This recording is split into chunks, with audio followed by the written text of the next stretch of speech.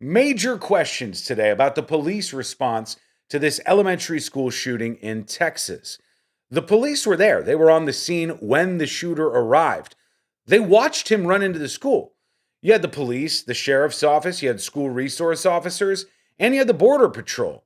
The timeline on this is going to blow your mind. Why did all of these law enforcement officers, almost all of them armed with weapons, wait 90 minutes plus to go in a classroom and save these fourth graders from the man who was terrorizing them? It just doesn't make any sense. I think some of these details are going to blow your mind. But first, let's start with the governor of Texas because he gives an overview of what happened. And he makes it sound like, well, this happened, and this happened. It was all very quick, and we resolved all of this. Listen in. The first thing that happened was that the gunman shot his grandmother in the face. She then contacted police. The gunman fled, and as he was fleeing, he had an accident just outside of the elementary school, and he ran into the school. Officers with the Consolidated Independent School District, they approached the gunman and engaged with the gunman at that time. The gunman then entered a back door and went down two short hallways and then into a classroom on the left-hand side. The gunman entered into that classroom, and the classroom was connected internally to another classroom.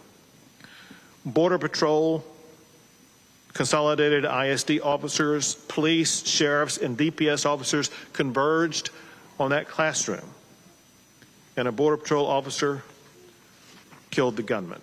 All right, sounds pretty cut and dry, right? They chased after him, they went into the school, they shot and killed him, and they stopped this from being a whole lot worse. It's not actually that simple. Walk with me here. The first thing you need to know is this isn't covering a great distance here. Over here on Diaz Street, this right here is where the grandmother lived. That's where he shot his grandmother before going to the school, which is right here. And it's only about a football field and a half away, if you want to picture it that way. It's about 1,500 feet, not very far. So we can look right here in an overhead view and see just how close it is. Now, he was no longer living with his mother over here on Hood Street. He had moved very close to the elementary school to live with his grandmother, and she's right next to that school, as you can very clearly see. He goes to head over there after shooting her, and he has an accident in his truck. You'll see here the truck, the wheel looks like it's completely ripped off. I think the front wheel's completely gone too. But what do you see here behind me, if I can get out of the way? There was an officer that had arrived on the scene, and officers, plural, is what Abbott said, encountered him. But for some reason, these armed officers did nothing as a man armed with a rifle went into an elementary school. What in the hell is going on here? They watched him go into the school, and then it gets worse, actually. Here's the best timeline I can find. They say at 11:30 a.m., after running past these folks, I guess, or as this was happening, according to Sergeant Eric Estrada from the Texas Department of Public Safety, the shooter, armed with a rifle, encountered a police officer. He managed to get past the officer and enter a back door at the school. I mean, speaking of football fields, what is this? Like he juked around him? He managed to get past an armed officer and get into the school with a rifle? This is insane. This is the job of these people. 11:32, 2 minutes later. I don't know what the officer that he got past is doing for 2 minutes. Police begin to receive reports of a shooting at the school. Around this time, DHS officials say that the gunman wearing full body armor, pause, he was actually only wearing the clothing that holds body armor. He didn't have a plate in his body armor. He barricaded himself in one of the building's classrooms. Authorities say that the victims of the shooting were in that one classroom. So it looks like this officer, who maybe was too scared, too frightened to engage with this 18-year-old with a rifle headed into an elementary school, just backed off and waited for a couple of minutes as all this was going on. So the clock keeps ticking by. Remember, the shooter all this time is inside this elementary school, and all hell is breaking loose in this classroom that he's entered. So now we're 13 minutes later at 11:43 a.m. The school announces on social media that it is on lockdown because of, quote, gunshots in the area. A lot of time has passed here. 12:17, the school posted messages on social media saying There is an active shooter at Robb Elementary. Law enforcement is on site.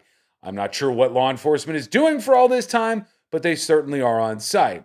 They started to set up some reunification centers, and then at 1:06, finally at 1:06 p.m., they reported the suspect was in custody. He had actually been shot and killed by a U.S. Border Protection Agency, or agent rather. So as you can see, if I go back, this is not the part with the grandmother. This is as he got to the school and ran past a police officer, 11:30 to 1:06. We are talking over 90 minutes passes before 1:06 when a Border Patrol agent finally, and it looks like it may have been against orders, went into the building. Why in the hell did this much time pass? Look at this. Let's take a closer look. Sorry for my wild handwriting here, but I wanted to drive the point home. And let me know what you think about this in the comments. Give me your reactions below as well. 11 to 11:25 a.m. on this day, he shoots his grandmother. About 5 minutes later, he's at this school where he's crashed his car. An officer, or two officers perhaps, engage with him, but he still enters the school.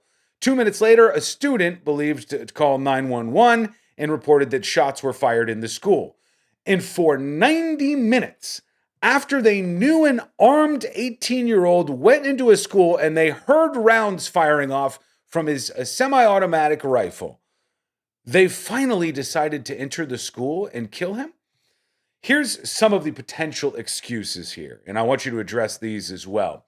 NBC News said the gunman wore body armor during the attack. Again, we know that not to be true now. Initial officers were unable to bring down the shooter and had to wait for tactical teams in order to finally stop the gunman. So they didn't have enough firepower to take down one 18-year-old with a semi-automatic rifle. All of the officers that had amassed on the scene, and all of the officers, sheriff's officers, school resource officers, and Border Patrol agents that would amass over the next 90 minutes still didn't have enough in terms of their firepower to take down one 18-year-old. Does that make any sense to you? Or do you think maybe they waited way too long here, helping make this situation a hell of a lot worse maybe than it needed to be? The reporter followed up, I think this is being misread. Nobody waited to shoot at the suspect, we're told. The issue was there wasn't enough firepower to finally take him down until tactical teams arrived. Why?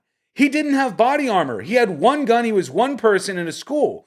Now, some of the officers did act heroically. They ran around and they smashed the windows at the school. And in some of the other classrooms, teachers and students were able to crawl out those windows. And the Border Patrol agent who was nearby, who was working west of San Antonio for a BORTAC team that was trying to take down stash houses used for smuggling people through the border illegally. This guy was a hero. He showed up and he said, enough's enough. Let's get in here. All of this happened in this real small distance, and there seemed to be law enforcement virtually everywhere, except, of course, inside the classroom, doing something about this, stopping the shooter. Now, I know that takes a level of bravery, and I know it would be incredibly intimidating, but there are elementary school students being shot inside the school. And it looks like they're looking at their watch and, Sonic the Hedgehog tapping their feet as more than 90 minutes, an hour and a half. Think about that time ticking by right now as this is going down in that school. Is there something wrong with the timeline? Was he shot earlier than that? Boy, I would hope that was the case. But every single timeline on this case has the same answer. 1:06 p.m., the Ramos, the shooter, had been shot and killed by a border agent. And it started at 11:30 if you go to the point after his grandmother getting shot. Let me know what you think about this in the comments below. It appears to me that there was plenty of firepower to go after this guy. And if there's any reason to put your life on the line, it would have to be to save the lives of innocent children in a fourth grade class at an elementary school who are being fired on. I just don't understand why this would ever take this long. Let me know what you think in the comments below. Facebook.com/The News Junkie. Hit that follow button for stories like this every day. YouTube.com/The News Junkie. Hit subscribe. Thanks to everybody who supports these videos. I appreciate you as always. I'll see you in the comments. We'll talk to you again real soon.